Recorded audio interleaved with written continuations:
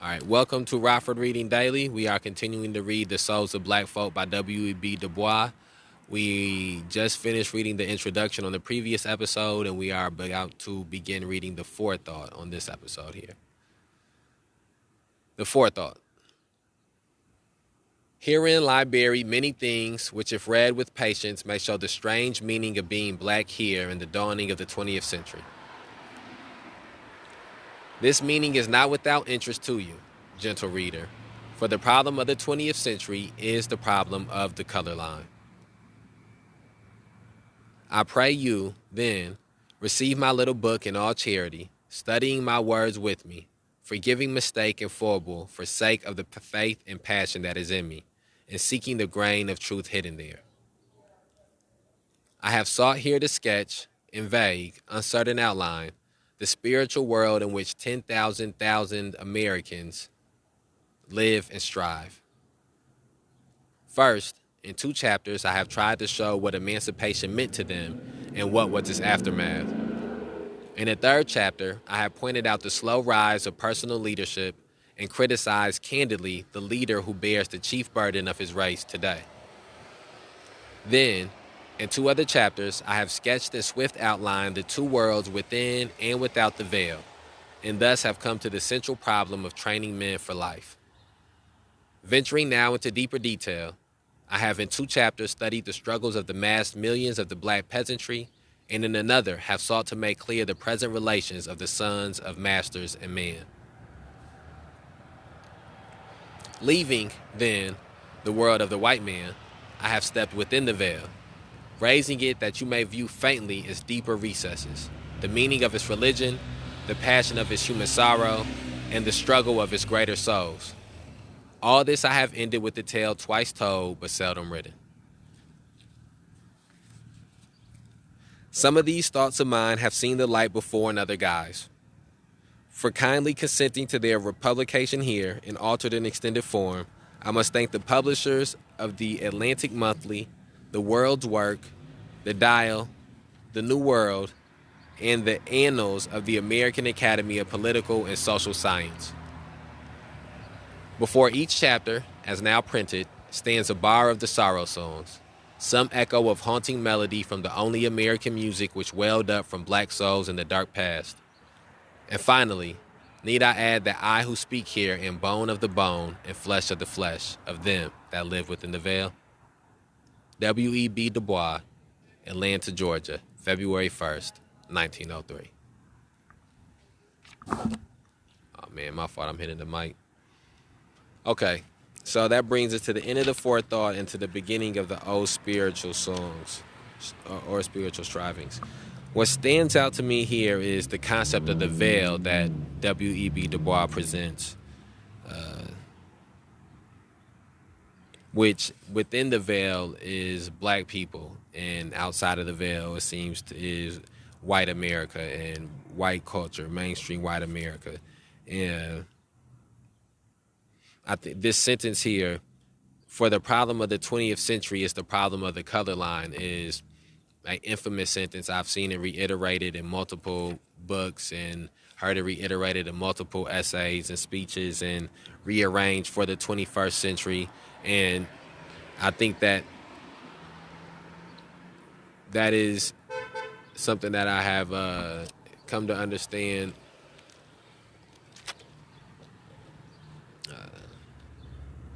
Okay, I lost my train of thought. I'm not going to stunt. I was being outside. That horn honk threw me off. I know who it was, but that's for somebody else. That's here for somebody else. Okay, let's move on to the forethought. Let's move on past the forethought. Excuse me. Chapter 1 of our spiritual strivings. O water, voice of my heart, crying in the sand, all night long crying with a mournful cry, as I lie and listen and cannot understand, the voice of my heart in my side or the voice of the sea. O water, crying for rest, is it I, is it I? All night long the water is crying to me. Unresting water, there shall never be rest, till the last moon drop and the last tide fail, and the fire of the end began to burn in the west, and the heart shall be weary and wonder and cry like the sea. All life long, crying without avail, as the water all night long is crying to me. Arthur Symons. Between me and the other world, there is ever an unasked question. Unasked by some through feelings of delicacy, by others through the difficulty of rightly framing it. All, nevertheless, fluttered round it. They approach me in a half-hesitant sort of way, eye me curiously or compassionately, and then, instead of saying directly, "How does it feel to be a problem?" they say, "I know an excellent colored man in my town," or "I fought at Mechanicsville," or "Do not these southern outrages make your blood boil?" At these I smile, or am interested, or reduce the boiling to a simmer, as the occasion may acquire. To the real question, how does it feel to be a problem? I answer seldom a word. And yet, being a problem is a strange experience, peculiar even for one who has never been anything else, say perhaps in babyhood and in Europe. It is in the early days of rollicking boyhood that the revelation first burst upon one, all in a day, as it were. I remember well when the shadow swept across me. I was a little thing, away up in the hills of New England, where the dark Houstonic winds between Hoosac and Tanganyika to the sea. I know I butchered those words. In a wee wooden schoolhouse, something put it into the boys' and girls' head to buy gorgeous visiting cards, 10 cents a package, and exchange. The exchange was merry, till one girl, a tall newcomer, refused my card. Refused it peremptorily. Is that like peremptively? No, that's not like preemptively. Okay. I'm butchering this word. But she refused it with a glance. Then it dawned upon me with a certain suddenness that I was different from the others, or like, mayhap, in heart and life longing, but shut out from their world by a vast veil. I had thereafter no desire to tear down that veil, to creep through. I held all beyond it in common contempt and lived above it in a region of blue sky and great wandering shadows. That sky was bluest when I could beat my mates at examination time, or beat them at a foot race, or even beat their stringy heads. Alas, with the years, all this fine contempt began to fade, for the worlds I longed for and all their dazzling opportunities were theirs, not mine. But they should not keep these prizes, I said. Some, all, I would wrest from them. Just how I would do it I could never decide. By reading law, by healing the sick, by telling the wonderful tales that swam in my head, some way. With other black boys, the strife was not so fiercely sunny. Their youth shrunk into tasteless sycophancy, or into silent hatred of the pale world about them and mocking distrust of everything white, or wasted itself in a bitter cry. Why did God make me an outcast and a stranger in my own house?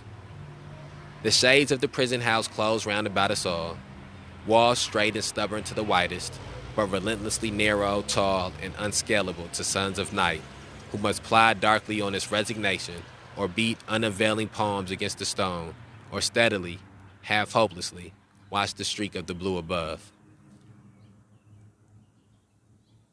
After the Egyptian and Indian, the Greek and Roman, the Tuatan and Mongolian, the Negro is sort of a seventh son, born with the veil and gifted with second sight in this American world, a world which yields him no true self-consciousness, but only lets himself see himself through the revelation of the other world.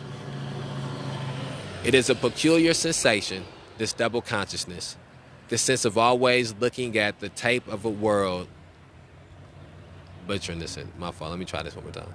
It is a peculiar sensation, this double consciousness, this sense of always looking at oneself through the eyes of others, of measuring one's soul by the tape of a world that looks on in amused contempt and pity. One ever feels his two-ness, an American, a Negro, two souls, two thoughts, two unreconciled strivings, two warring ideals in one dark body, whose dogged strength alone keeps it from being torn asunder.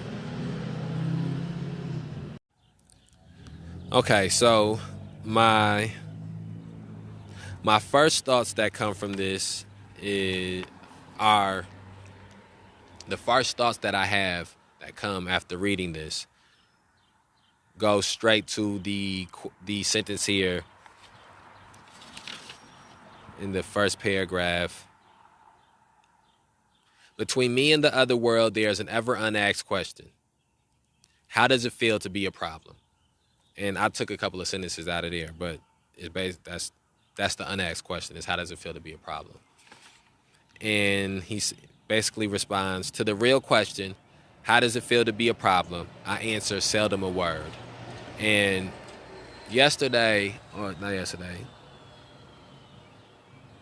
Tuesday, I had a meeting at my probation office. It was for what's something called Rick. It's not Rick Court, but it's Rick something.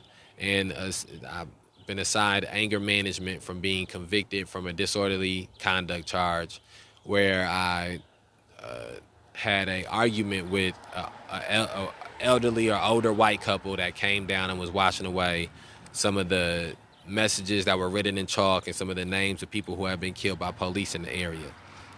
So anyways, this is basically an assessment that they give you before I have to take these anger management classes.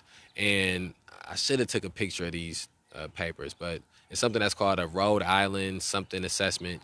And it starts off by saying that they want you to answer how you feel in this moment today, not how you might feel tomorrow or how you felt yesterday, and that they want you to be honest. And they say, basically, they want you to say what it is that is the problem that got you here, essentially.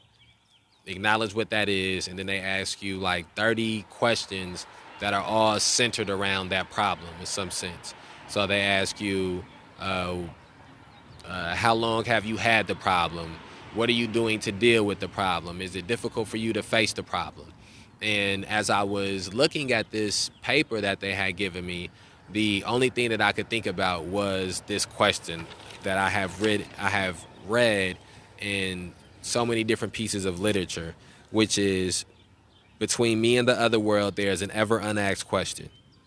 How does it feel to be a problem? And when I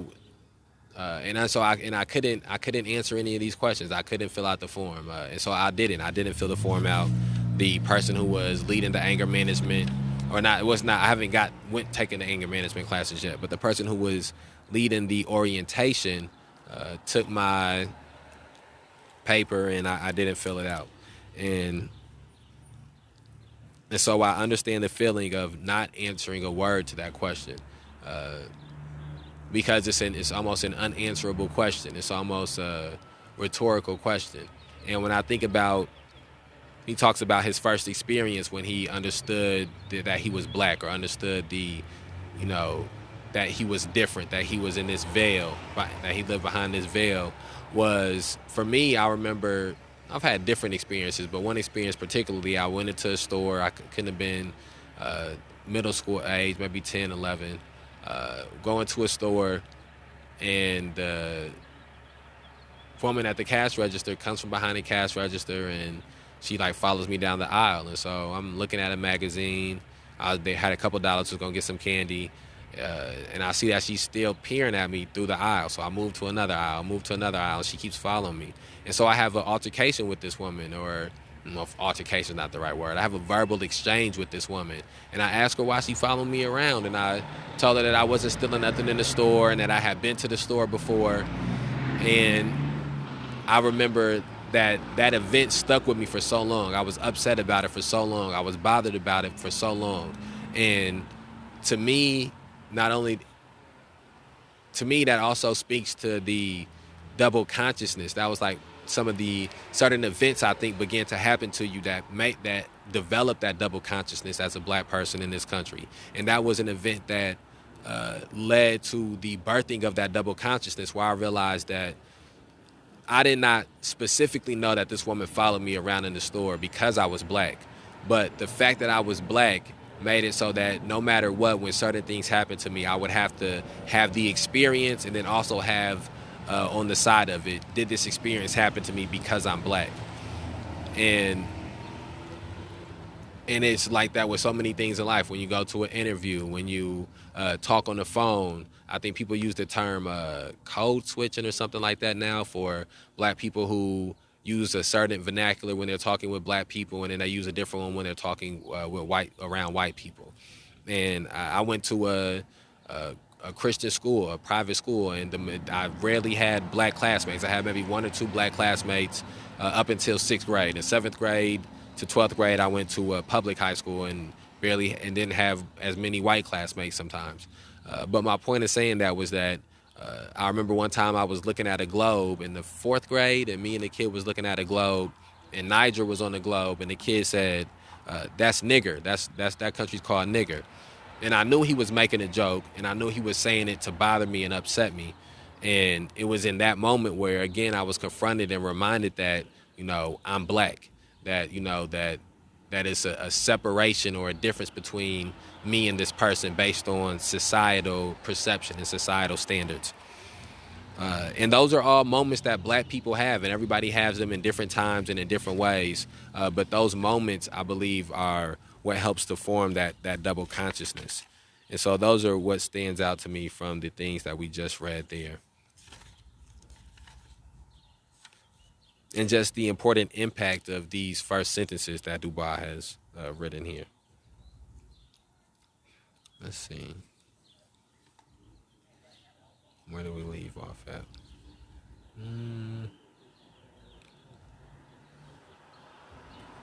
Okay, here we go. I see where we left off at. I'm just gonna get a drink of water, and then we're gonna keep reading. All right, hold on 1 second. All right.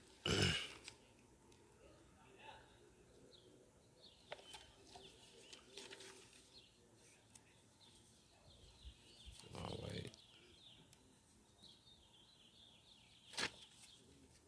1 second. Man, I lost my spot. I'm sorry, y'all. Okay. The history of the American Negro is the history of this strife, this longing to attain self-conscious manhood, to merge his double self into a better and truer self. In this merging, he wishes neither of the older selves to be lost. He would not Africanize America, for America has too much to teach the world and Africa. He would not bleach his Negro soul in a flood of white Americanism, for he knows that Negro blood has a message for the world. He simply wishes to make it possible for a man to be both a Negro and an American without being cursed and spit upon by his fellows, without having the doors of opportunity closed roughly in his face. This, then, is the end of his strivings, to be a co-worker in the kingdom of culture, to escape both death and isolation, to husband and use his best powers and his latent genius.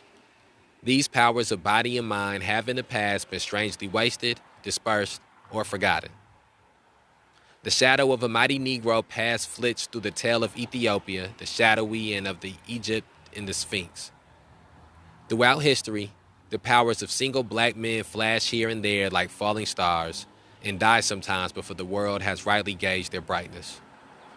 Here in America, in the few days since emancipation, the black man's turning hither and thither in hesitant and doubtful striving has often made his very strength to lose effectiveness, to seem like absence of power, like weakness.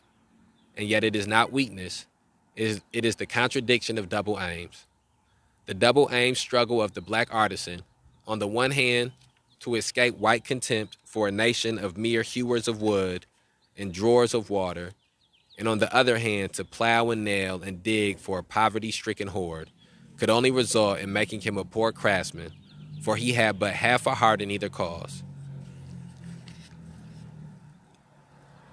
By the poverty and ignorance of his people, the Negro minister or doctor was tempted toward quackery and demagoguery, and by the criticism of the other world, toward ideals that made him ashamed of his lowly task.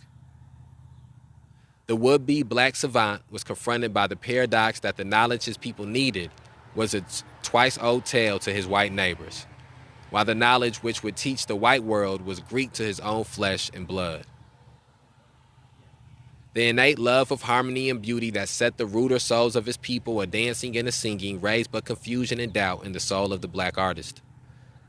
For the beauty revealed to him was the soul beauty of a race which has larger audience despised, and he could not articulate the message of another people. This waste of double aims, this waste of double aims, this seeking to satisfy two unreconciled ideals, has wrought sad havoc with the courage and faith and deeds of 10,000 people, has sent them afoot, wooing false gods and invoking false means of salvation, and at times has even seemed about to make them ashamed of themselves.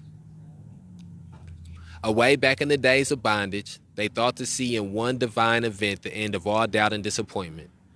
Few men ever worshiped freedom with half such unquestioning faith as did the American Negro for 2 centuries. To him, so far as he thought and dreamed, slavery was indeed the sum of all villainies, the cause of all sorrow, the root of all prejudice. Emancipation was the key to a promised land of sweeter beauty than ever stretched before the eyes of wearied Israelites. In song and exhortation swelled one refrain, liberty. In his tears and curses the God he implored had freedom in his right hand. At last it came, suddenly, fearfully like a dream. With one wild carnival of blood and passion came the message in his own plaintive cadences. Quote, shout, O children, shout, you're free. For God has brought you out of... I butchered that. Shout, O children, shout, you're free. For God has brought your liberty. End quote. Years have passed since then, 10, 20, 40. 40 years of national life, 40 years of renewal and development, and yet the swarthy specter sits in its accustomed seat at the nation's feast. In vain do we cry to this our vastest social problem. Quote, take any shape but that, and my firm nerves shall never tremble. End quote.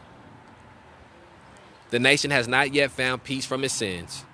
The free man has not yet found freedom in his promised land. Whatever of good may have come in these years of change, the shadow of a deep disappointment rests upon the Negro people. A disappointment all the more bitter because the unattained ideal was unbounded save by the simple ignorance of a lowly people. Okay, and I'm going to take a moment to reflect there. And I think that what stands out here is, again, W.E.B. Du Bois taking the time to temper the success that was the end of chattel slavery with the reality that is the racism that still exists in the society. And I think it's very important. Far too often, specifically we're reading this on Juneteenth, far too often there is this assumption that after slavery was over that and black people were freed from... Okay, had a motorcycle come by. We're recording this episode outside today, so I had to end it. And I sort of lost my train of thought, but my only point was it is important for us to always temper how far we have came with the reality of how far we still have to come, still have to go. And I believe that most of the great black philosophers, great black activists, great black orators have had the ability to do that. Okay, we're going to continue reading. Had a change of venue. It is June 18th, 2022 still the weekend of Juneteenth. So we are going to continue to read The Souls of Black Folk by W.E.B. Du Bois.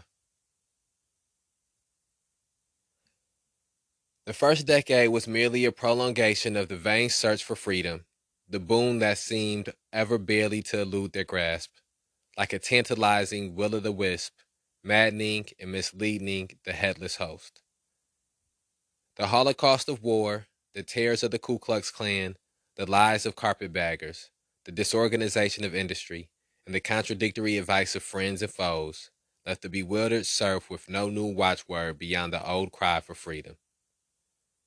As the time flew, however, he began to grasp a new idea. The ideal of liberty demanded for its attainment powerful means, and these the 15th Amendment gave him.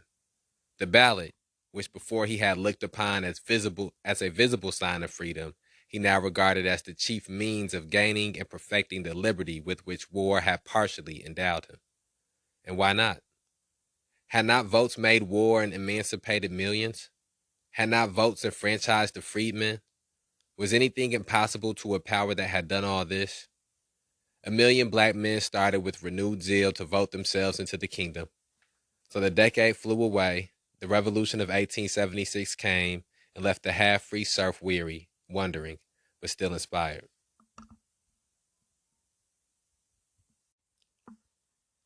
Slowly but steadily, in the following years, a new vision began gradually to place the dream of political power.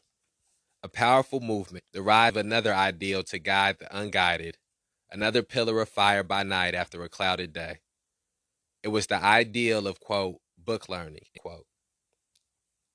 The curiosity, born of compulsory ignorance, to know and test the power of the Kabbalistic letters of the white man, the longing to know. Here at last seemed to have been discovered the mountain path to Canaan, longer than the highway of emancipation and law, steep and rugged, but straight, leading to heights high enough to overlook life. Up the new path the advance guard toiled, slowly, heavily, doggedly. Only those who have watched and guided the faltering feet, the misty minds, the dull understandings of the dark pupils of these schools know how faithfully, how piteously this people strove to learn. It was weary work. The cold statistician wrote down the inches of progress here and there, noted also where here and there a foot had slipped or someone had fallen. To the tired climbers, the horizon was ever dark. The mists were often cold. The Canaan was always dim and far away. If, however, the vistas disclosed that yet no goal, no resting place, little but flattery and criticism, the journey at least gave leisure for reflection and self-examination. It changed the child of emancipation to the youth with dawning self-consciousness, self-realization, self-respect.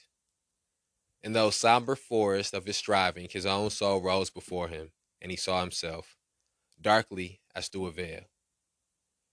And yet he saw in himself some faint revelation of his power, of his mission. He began to have a dim feeling that, to attain his place in the world, he must be himself and not another. For the first time he sought to analyze the burden he bore upon his back, that dead weight of social degradation partially masked behind a half-named Negro problem. He felt his poverty, without a cent, without a home, without land, tools, or savings. He had entered into competition with rich, landed, skilled neighbors. To be a poor man is hard, but to be a poor race in a land of dollars is the very bottom of hardships. He felt the weight of his ignorance, not simply of letters, but of life, of business, of the humanities. The accumulated sloth and shirking and awkwardness of decades and centuries shackled his hands and feet. Nor was his burden all ignorance. The red stain of bastardy, which 2 centuries of systematic legal defilement of Negro women had stamped upon his race, meant not only the loss of ancient African chastity, but also the hereditary weight of a mass of corruption from white adulterers, threatening almost the obliteration of the Negro home. A people thus handicapped ought not to be asked to race with the world, but rather allowed to give all its time and thought to its own social problems. But alas, while sociologists gleefully count his bastards and his prostitutes, the very soul of the toiling, sweating black man is darkened by the shadow of a vast despair. Men call the shadow prejudice and learnedly explain it as the natural defense of culture against barbarism, learning against ignorance, purity against crime, the quote higher, end quote, against the quote lower, end quote, races.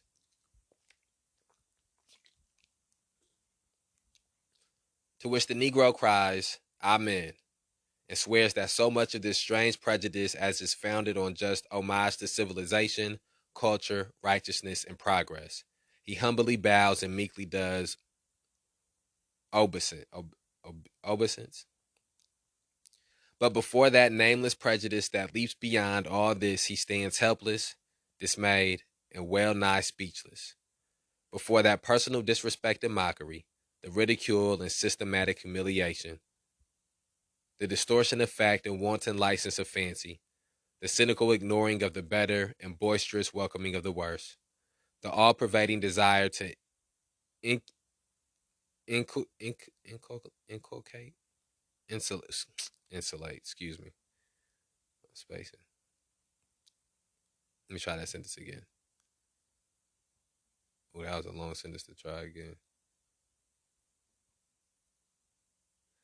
But before that nameless prejudice that leaps beyond all this, he stands helpless, dismayed, and well nigh speechless.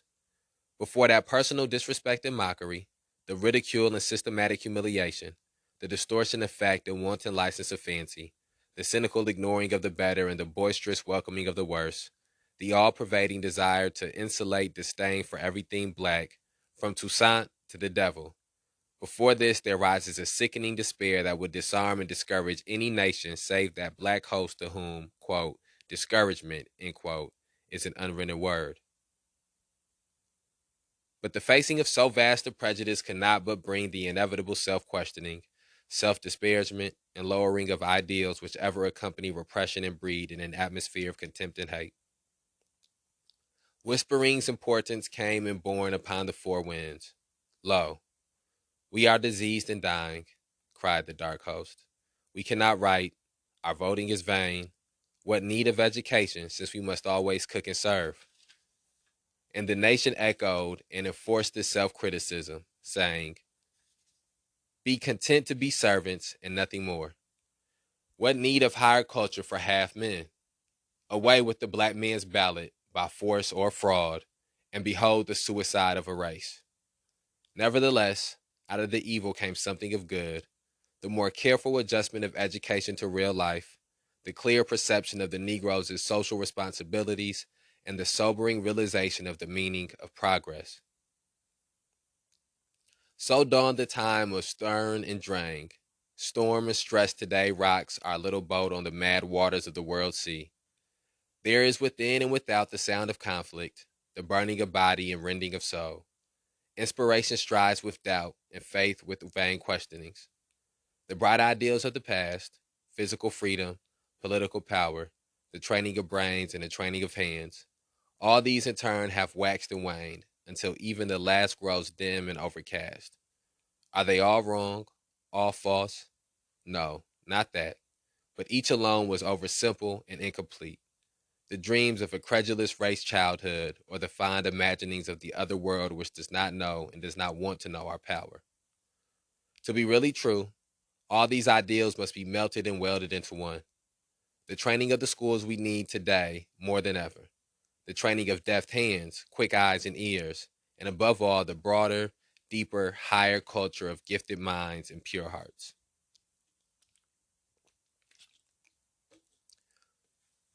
The power of the ballot we need in sheer self-defense.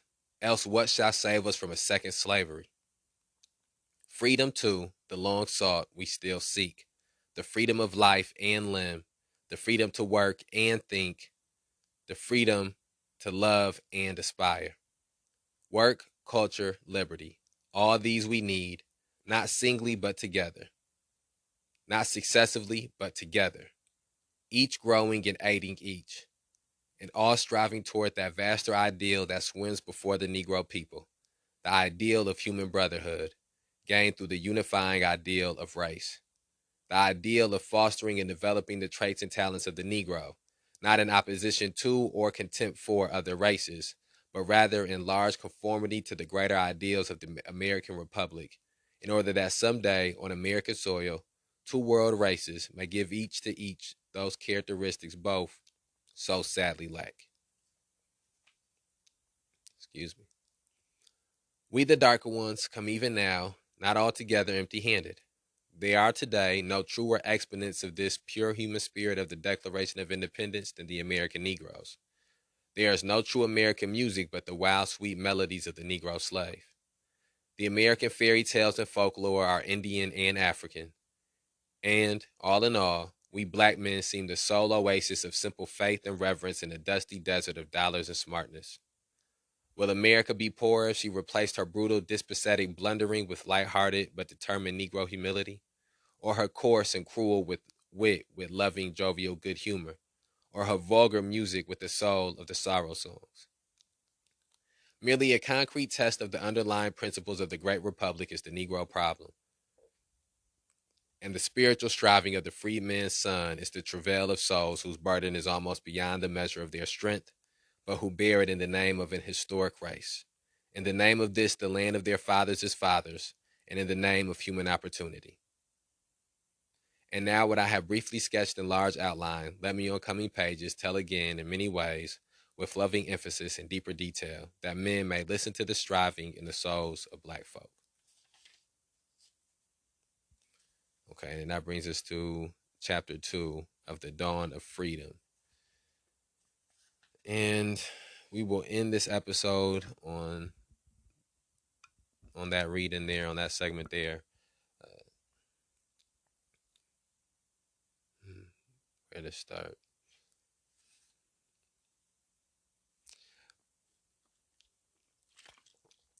He says there's a sentence in here where he speaks on the progress. Uh,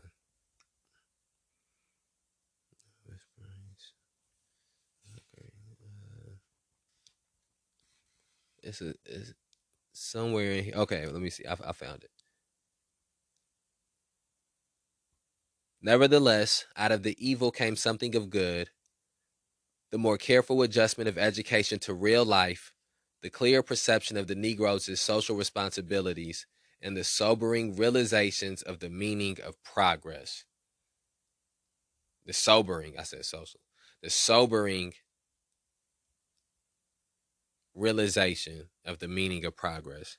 And one of the things we've talked about so often in our readings here is the idea of America taking 2 steps forward to take 4 steps back and packaging that as progress, or the America taking, instead of making forward movement, making lateral movement. Instead of moving uh, progressively, it's just moving to the side, and that being packaged as progress or as change, or even just the concept of change being convoluted with the concept of progress. And so what we've seen is that as mankind has become less overtly barbaric, at least in the sense of what people will accept at face value. We live in okay, so again, for example, Jim Crow is not something that is accepted as kosher or is seen as something that's taboo, or is that's just that's what people think of as racism now. When in fact, if you were to go and look at countries all around this, schools all around this country, you would see that there is a de facto segregation in place. If you was to go look at communities around this country, if you was to look at the way that money is dispersed around this country, if you was to look at things like when you look at prison statistics and police statistics, when you look at the things that the when you look at life on paperwork and not in movement, you can see where the racism has been embedded into systems and into structures and into institutions in this country. And so that black people specifically can speak to the sobering realizations of the meaning of progress because of the lack of progress that we have truly seen be made. And even when you think about when this is written, when we're reading this is something that feels like it could have just been written yesterday. It touches on things that are just as relevant today as they were in the moment in which he wrote them. And even when he speaks about the empowerment black people got through learning how to read and write, and the empowerment of the ballot, and when you think about how many black people deal with the